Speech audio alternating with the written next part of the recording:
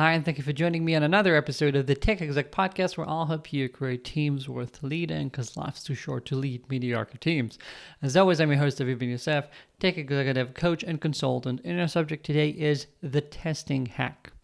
This is something that I see all over the place. A lot of times when we look at different changes that we're considering, we're afraid of the cost of introducing it. We're afraid of making people too agitated. We're afraid of what people might say. We are afraid that, for example, what we want to do won't work out. And then what we'll say, will I end up looking stupid because I want to do that? Will my people start asking a bunch of questions, etc.? The problem is that when we have this fear of making changes, we're essentially standing still. There's virtually no team I've ever seen that actually is doing everything perfectly and has nowhere to improve. And even if right now everything you're doing is working tremendously well, I'm sure it will change. Unfortunately, that's the way the world works. And that means that you will have to make changes as you're going along. Now, what we also know is that no one has all the answers. It's not likely that whenever there's an issue, whenever something develops, whenever things change, you'll immediately know exactly how to change things and be able to specify in detail to everyone exactly why this is the right approach, why you're sure it's going to work, execute on it, and be done. Given that these are axioms, I don't know what you're thinking, I'm pretty sure these are certain. Given that, if we couple that with a fear or a reluctance to make changes because we don't know how to do things perfectly, because we fear how the team might look at us rocking the boat, etc., then it means that we're going to be stuck in an unideal situation for way longer than we actually need to be.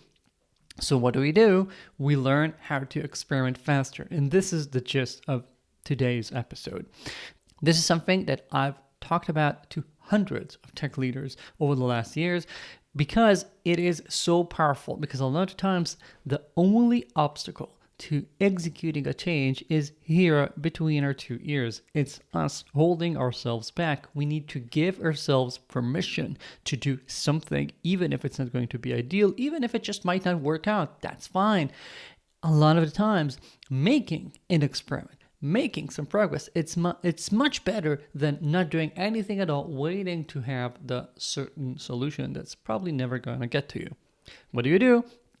You frame whatever change you want to do as an experiment, as a test. We're going to do that, and this is how you show it to your people. This is how you make them understand that you don't have all the answers, that it doesn't have to be perfect. You say, we're going to try this change in how we do coaching, in our processes, in how we handle on-call, whatever it is. If you fear that what you're going to suggest is not going to work out perfectly, or it might get people agitated, might get people worried, might get some pushback, it's a lot easier to say, let's start with an experiment. And I'm not saying you need to bluff people. I'm saying generally treat this as an experiment. Tell people for the next 1 week, 2 weeks, 2 months, whatever is the time frame that makes sense in this case, choose that. Tell them we're going to be trying this over the course of this period to come to me with any feedback, with any issues, so we can keep working on this. And then I'm putting a reminder on the calendar for that date where we're going to decide what we're going to be doing next. This makes you someone who openly admits that you don't know everything, you don't know all the answers, and that's fine. This makes it a lot easier for people to give you feedback because you're out there saying, hey, I don't know if this is going to work out. Give me feedback as we're working on it, as opposed to people seeing things, getting all better and not saying anything. Once we frame it like this, we get people's feedback, we get them to have less pushback because they see that this is something that you're going to be working on, so they might as well collaborate.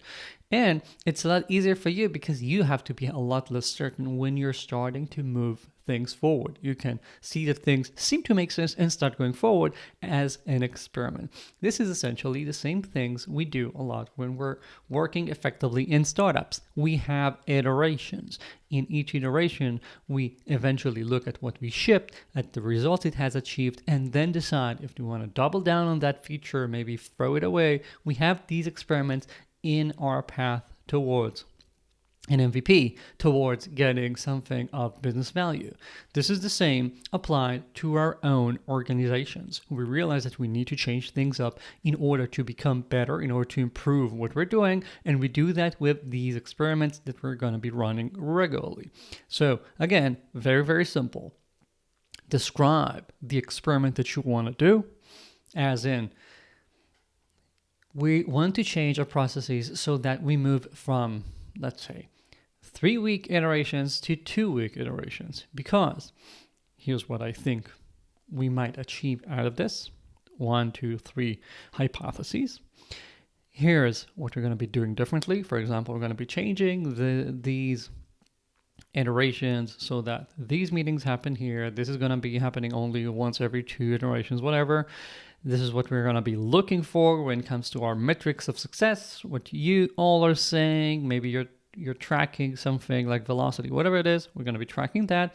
And we're going to be running this experiment for the next 4 weeks. So we're going to have 2-week iterations, and then we're going to decide what we feel about that. Do we want to continue? Do we want to change things up? Do we want to get back to 3 weeks? As an example, once you have this entire framing for an experiment, you have everything that you need. Yes, this is probably not going to be a scientific experiment.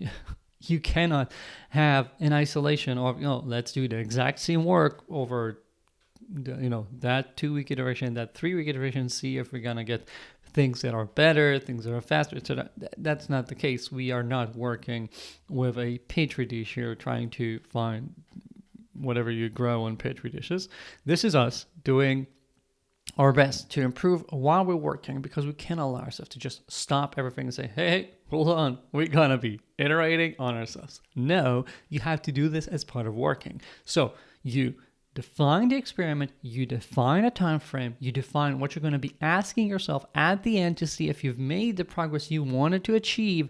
You do this publicly with the people relevant. You put the review on the calendar so people see that you mean it. It's not just something that we say so no one objects, but genuinely how we move organizations much faster. We have that, and then we start moving along. Depending on the size of your organization, you can have anywhere from 1 to 5 experiments going on usually.